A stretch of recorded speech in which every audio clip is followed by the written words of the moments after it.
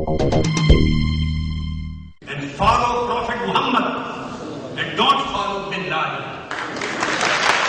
Suivez le prophète, pas Ben Laden. Tel est le message que 1300 musulmans sont venus entendre à Coventry. Pendant 3 jours, l'université Warwick a accueilli le camp antiterrorisme Al-Hidayah, qui signifie conseil ou ligne de conduite. Objectif : empêcher les jeunes de se radicaliser, leur offrir une alternative au discours incitant à la violence. Nous essayons de faire passer un message à la jeunesse de ce pays et des pays européens. Les extrémistes qui recrutent ont une voix qui porte et des slogans efficaces, mais leur message est faux et anti-islam. Au programme des conférences, des débats, du sport et bien sûr des prières dans la discothèque du campus. Car la dimension spirituelle du camp est aussi importante que l'enseignement idéologique. Dans l'auditorium comme à la prière, hommes et femmes sont séparés.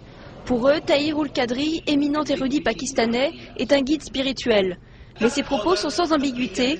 Les préceptes religieux ne doivent pas empêcher les musulmans d'être des citoyens comme les autres. S'ils sont en désaccord, ils doivent utiliser les moyens constitutionnels à leur disposition. Ces pays qui protègent votre vie et vos richesses et votre honneur doivent obligatoirement être considérés comme Darul Aman ou monde de paix.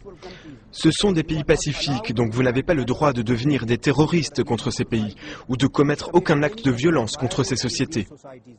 Depuis le 11 septembre et les attentats à la bombe de Londres en juillet 2005, la communauté musulmane subit une assimilation partielle avec les terroristes en Occident.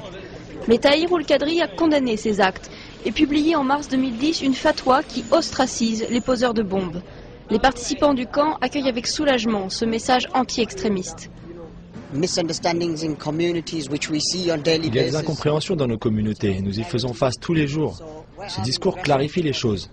Donc quand je serai de retour dans ma communauté, j'ai un salon de coiffure avec toutes sortes de clients, je pourrai expliquer ce que l'islam dit vraiment.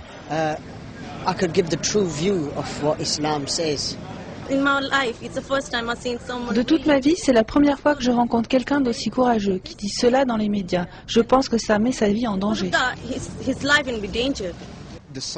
Les gens silencieux qui n'ont pas la parole, c'est l'occasion pour eux de parler maintenant et d'entendre la vérité de ce qu'est l'islam.